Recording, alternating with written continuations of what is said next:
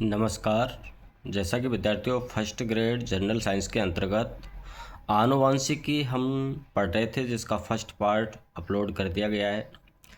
आज हम आनुवांशिकी के अंतर्गत जो आनुवांशिकी के जनक है माने जाते हैं ग्रेगर जॉन मेंडल, तो मेंडल साहब की आज कहानी हम देखने वाले हैं।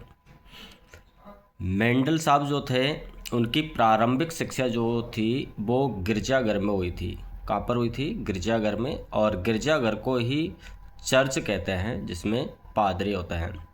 तो मेंडल साहब सबसे पहले अपनी प्रारंभिक शिक्षा करते हैं और वो गिरजाघर में करते हैं, लेकिन विज्ञान और गणित का अध्ययन करने के लिए वियना विश्वविद्यालय वो चले जाते हैं। और वियना विश्वविद्यालय से फिर ये वापस गिरजाघर में आते हैं। और ये जो गिरजाघर है उसी के पीछे एक बगीचा रहता है, उस बगीचे में ये अपने प्रयोगों को करते हैं। तो मेंडल साहब जो हैं उन्होंने जो अपना प्रयोग किया था वो उद्यान मटर पर किया था। ये ध्यान रखना है, मटर शब्द तो आएगा लेकिन मटर कौन सी होगी? वो उद्यान मटर। तो अपना प्रयोग कहाँ करते हैं? उद्यान मटर के ऊपर करते हैं। अब आपसे उद्यान मटर जो है उसका साइंटिफिक नाम जो है, वैज्ञानिक नाम, वो है पाइसम सैटाइवम। क्या नाम है? पाइसम सैटाइवम वैज्ञानिक नाम है उद्यान मटर का। तो ग्रेगर जॉन मेंडल जो साहब है उन्होंने अपना प्रयोग किया था गिरजाघर में ही। जो उनका बगीचा था उस बगीचे के अंतर्गत उद्यान मटर पर इसने अपना प्रयोग किया था, और उस उद्यान मटर का वैज्ञानिक नाम पाइसम सैटाइवम है। क्या है? पाइसम सैटाइवम। इन्होंने क्या किया, जो मेंडल साहब थे उन्होंने मटर के पर 7 जोड़ी लक्षणों का अध्ययन किया। टोटल कितने लक्षणों की स्टडी की थी ग्रेगर जॉन मेंडल ने? 7 जोड़ी के। इनको विपर्यासी लक्षण बोलते हैं। विपर्यासी लक्षण, जैसे पौधा लंबा था, पौधा बौना था, बीज के आकार को लेकर के, फली के आकार को, फली के रंग को लेकर के, फूल के रंग को लेकर के, इस तरीके से 7 जोड़ी लक्षणों का इन्होंने अध्ययन किया था। अब ये जो मटर के 7 जोड़ी विपर्यासी लक्षण मेंडल साहब ने अपने प्रयोग के लिए चुने थे, इनमें 2 प्रकार के लक्षण चुने थे। एक लक्षण था प्रभावी और एक लक्षण था अप्रभावी। जैसे मान लीजिए आप इसको ऐसे समझिएगा कि पौधा एक तो लंबा था, एक तो लंबा पौधा था और एक बौना पौधा था। तो लंबा और बौना पौधे जो थे, इन्होंने, आपको पता है कल की वीडियो के अंतर्गत हमने देखा था कि जो डीएनए होता है हमारा, डीएनए पर छोटे छोटे खंड होते हैं, वो खंड कारक या जीन कहलाते हैं। और इनके द्वारा ही ये लक्षण एक पीढ़ी से दूसरी पीढ़ी में स्थानांतरित होते हैं। तो ये इनके लिए जो जीन था लंबे के लिए वो कैपिटल टी से प्रेजेंट किया, और बौने के लिए स्मॉल टी से इन्होंने रिप्रेजेंट किया। तो यहाँ जो 7 विपर्यासी लक्षण लिए थे उनमें एक लक्षण था पौधे की लंबाई को लेकर के, कि पौधा लंबा भी हो सकता है और पौधा बौना भी हो सकता है। तो ये जो कारक थे ये 2 प्रकार के थे, एक प्रभावी और एक अप्रभावी। प्रभावी लक्षण वो होते हैं जो प्रकट होते हैं, और अप्रभावी लक्षण जो वो होता है जो प्रकट नहीं होता है। तो इस तरीके से 7 जोड़ी विपर्यासी लक्षण, संख्या आपको याद रखनी है। मेंडल ने मटर में कितने जोड़ी लक्षणों का चयन किया? तो आपको याद रखना है 7 जोड़ी लक्षणों का चयन किया था। और इन्हीं आधार पर इन्होंने अपने वंशागति के नियमों का प्रतिपादन किया। अब मेंडल ने लक्षणों का नियंत्रण जो करने वाला है, लक्षणों का जो नियंत्रण करता है, जैसे पौधा लंबा रहेगा या बौना रहेगा, बीज जो है वो गोल रहेगा या झुर्रीदार रहेगा, तो उनको नियंत्रित करने वाले डीएनए पर जो छोटे छोटे खंड होते हैं, इन खंडों को ही कारक कहा, और इन कारकों के द्वारा ही लक्षणों का नियंत्रण होता है। तो पहला पॉइंट मेंडल ने दिया, लक्षणों का जो नियंत्रण किया जाता है वो किसके द्वारा किया जाता है? कारक के द्वारा किया जाता है। अब ये कारक क्या होते हैं? तो कारक डीएनए पर उपस्थित छोटे छोटे खंड होते हैं, और ये अलग अलग होते हैं, एक से अधिक भी होते हैं। इन कारकों को, ये जो छोटे छोटे खंड है, इन्हीं को कारक और इन्हीं को नाम दिया था जीन। जीन शब्द जो दिया था, देखो मेंडल ने तो कारक इन खंडों को दिया था और जीन जो है वो सोरेनसन ने दिया था। तो कारक और कारक को ही क्या नाम दे दिया, जीन। अब ये जो कारक होते हैं या जीन होते हैं वो जोड़े के रूप में, जैसे जैसे यहाँ पर प्रभावी लक्षण है लंबा जो कारक है तो ये जोड़े के रूप में रहेगा। बोने के लिए स्मॉल टी तो ये भी जोड़े के रहेंगे। तो जितने भी कारक जो डीएनए के जो खंड होते हैं जिन्हें हम कारक या जीन कहते हैं वो हमेशा सदैव किसके रूप में रहते हैं, जोड़े के रूप में रहते हैं। ये किसने बताया था, मेंडल साहब ने बताया था। और युग्मक निर्माण के समय किसी लक्षण के दोनों जीन अलग अलग हो जाते हैं, इन्हीं को अलील भी कहते हैं। इन्हीं को क्या कहा जाता है, एलील भी कहा जाता है। अलील दरअसल कारक को ही कहा जाता है। जैसे लंबाई का अलील क्या हो गया, कैपिटल टी, बोने का क्या हो गया, स्मॉल टी। अब जोड़े के रूप में होते हैं, लेकिन जब ये युग्मक निर्माण होता है तो युग्मक निर्माण के समय ये कारक जो है वो अलग अलग हो जाते हैं। जैसे लंबाई का जीन कारक जो है वो कैपिटल टी है और युग्मक निर्माण के समय ये क्या हो जाएंगे, पृथक हो जाएंगे और ये युग्मक ही फिर युग्मनज का निर्माण करते हैं। तो युग्मक निर्माण के समय किसी लक्षण के दोनों जीन या अलील क्या हो जाते हैं, पृथक पृथक हो जाते हैं, अलग अलग हो जाते हैं। अब यहाँ आप देखिएगा कि जो मेंडल ने 7 जोड़ी विपर्यासी लक्षण दिए थे वो कौन कौन से, क्योंकि इसको लेकर भी क्वेश्चन बन जाता है। अब ये लक्षण होते हैं 2 प्रकार के, एक प्रभावी लक्षण कहलाता है और एक अप्रभावी। जो लक्षण प्रकट होता है उसे प्रभावी लक्षण, जो लक्षण छुपा रहता है उसको हम अप्रभावी लक्षण बोलते हैं। तो पहला जो लक्षण था वो पादप की लंबाई को लेकर के था। पादप की लंबाई की बात करें तो लंबा और बौना हो सकता है। अब इसमें जो लंबेपन का कारक है वो प्रभावी लक्षण है और बौना कैसा है, अप्रभावी लक्षण है। दूसरा लक्षण बीज का आकार। अब बीज का जो आकार है वो राउंड शेप में हो सकता है, गोल या झुर्रीदार। तीसरा बीज का रंग। एक तो हो गया बीज का आकार और एक हो गया बीज का रंग। अगर बीज के रंग की बात करें तो प्रभावी लक्षण पीला और अप्रभावी लक्षण है हरा। फिर इसके अलावा फूल जो है उस फूल को लेकर के 2 लक्षण लिए थे, एक फूल का रंग। फूल के रंग की अगर हम बात करें तो प्रभावी लक्षण में बैंगनी और अप्रभावी लक्षण में सफ़ेद। फूल की स्थिति की बात करें कि फूल जो उस पौधे पर लगता है वो कौन सी स्थिति पर लगता है, तो एक्सिस या अंतस्थ। एक्सिस का मतलब होता है जैसे ये आपका मटर कल का पौधा है तो ये इस जगह अगर ये फूल लग रहा है तो इसको बोलेंगे हम एक्सिस, और यदि ये इस स्थिति पर लग रहा है तो इसको बोलते हैं हम अंतस्थ। तो अक्षीय जो स्थिति है वो इसका प्रभावी लक्षण है और अंतस्थ जो है वो अप्रभावी लक्षण है। फिर इसके बाद जो फली, मटर की जो फली होती है उसके आकार को लेकर के लक्षण लिया था कि मटर की फली जो है वो फूली हो सकती है और सिकुड़ी हुई हो सकती है। और 7वां जो लक्षण है वो फली का रंग हरा या पीला। तो इस प्रकार ये 7 जोड़ी विपर्यासी लक्षण है। अब आपसे अगर ये पूछा जाए कि फूल की स्थिति का प्रभावी लक्षण कौन सा होता है, तो फूल की स्थिति का प्रभावी लक्षण कौन सा होता है, अक्षीय।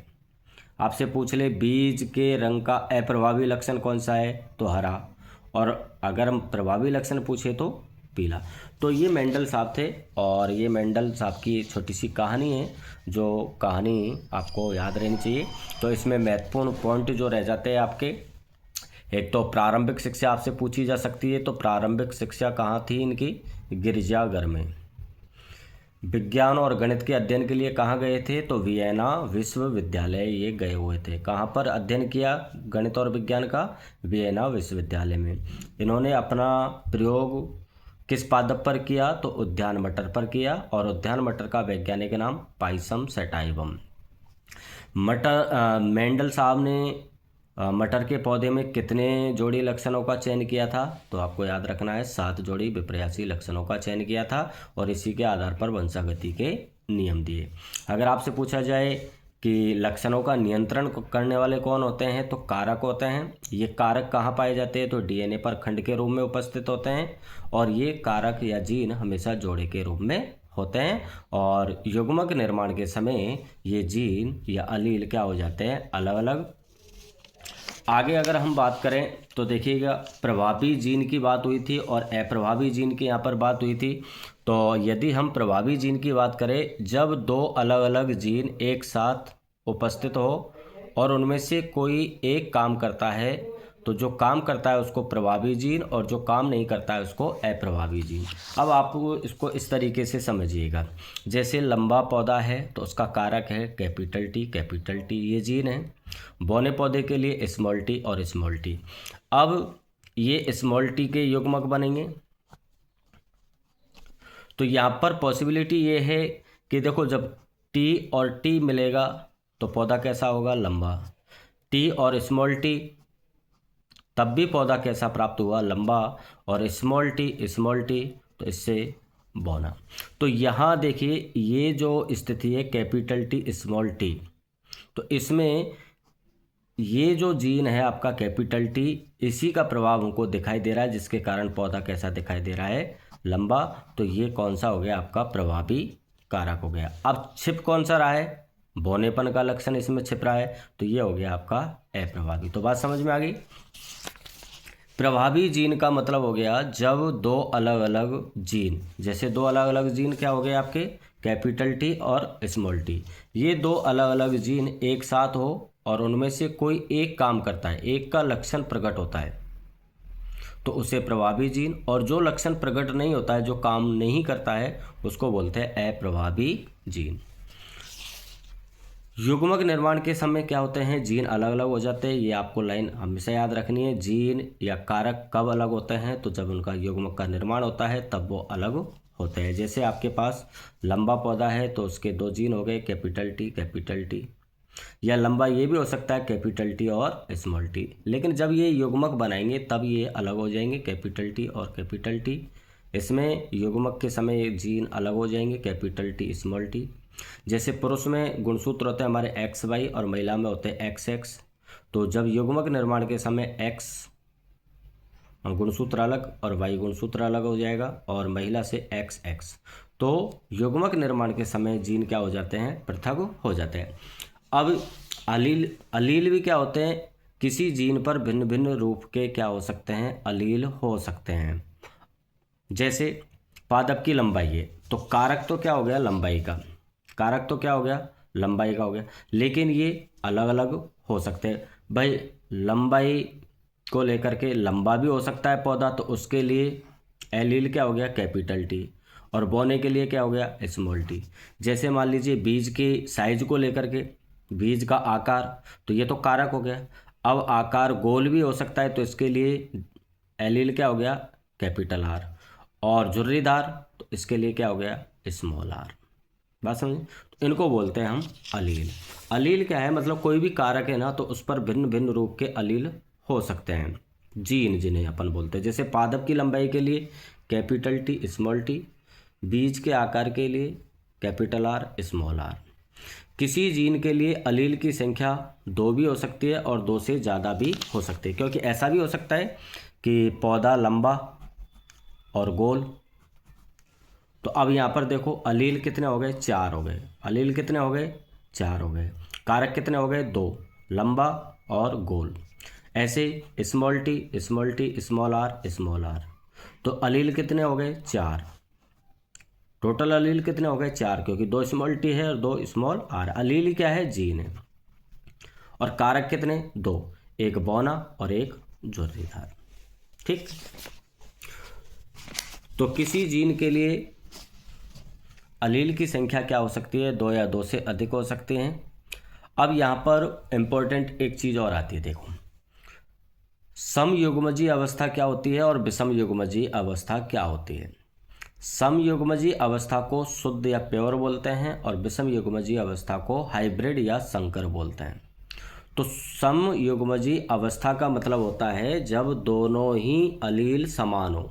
जैसे लंबाई कैपिटल टी और कैपिटल टी लंबा, स्मॉल टी बौना, कैपिटल आर गोल बीज का आकार, स्मॉल आर झुर्रीदार। ये तो हो गया समयुग्मजीय, जब दोनों ही अलील समान हो। देखो, सारे अलील एक समान होते हैं तब उसको हम समयुग्मजीय अवस्था बोलते हैं और ये शुद्ध या प्योर रूप होता है। ये एक ही प्रकार के बनते हैं, इनमें युग्मक है वो एक ही प्रकार के बनेंगे। भाई एक ही प्रकार के बनेंगे कि नहीं, इस टी जो अलील है इससे युग्मक भी क्या बने, कैपिटल टी, इससे क्या बने, स्मॉल टी। लेकिन यदि विषम युग्मजी की बात करें तो इसमें अलील एक से अधिक प्रकार के होते हैं। जैसे यहाँ ये कैपिटल टी स्मॉल टी जो है वो विषम युग्मजी है, इसमें एक जीन तो है कैपिटल टी, एक है आपका स्मॉल टी, तो युग्मक भी अलग बनेंगे। अब इससे युग्मक क्या बनेंगे, कैपिटल टी बनेगा और स्मॉल टी बनेगा, कैपिटल टी बनेगा और स्मॉल टी बनेगा। तो यही अंतर है समयुग्मजी और विषम युग्मजी में। समयुग्मजी अवस्था में अलील जो होते हैं वो सारे अलील एक समान होते हैं, जबकि विषम युग्मजी अवस्था में सारे अलील एक समान नहीं होते हैं। यदि युग्मक की बात करें तो एक ही प्रकार के बनते हैं, जबकि विषम युग्मजी में एक से अधिक प्रकार के युग्मक बनते हैं। तो ये थे मेंडल की कहानी। और अब हम जो मेंडल साहब ने जो नियम दिए थे, जिसमें हम एक संकरण, द्विसंकरण, F1 पीढ़ी, F2 पीढ़ी के बारे में पढ़ेंगे कि F1 पीढ़ी में कैसे पौधे प्राप्त होंगे, F2 पीढ़ी में कैसे पौधे प्राप्त होंगे, एक संकरण क्या होगा, द्विसंकरण क्या होगा, जीन प्रारूप क्या होगा, लक्षण प्रारूप, क्योंकि इनमें जो लक्षण प्रकट होते हैं वो दो प्रकार के होते हैं, एक होता है लक्षण प्रारूप और एक होता है जीन प्रारूप, जीनोटाइप और फिनोटाइप बोलते हैं हम। तो इनको हम अगली क्लास के अंतर्गत पढ़ेंगे। Thank you so much.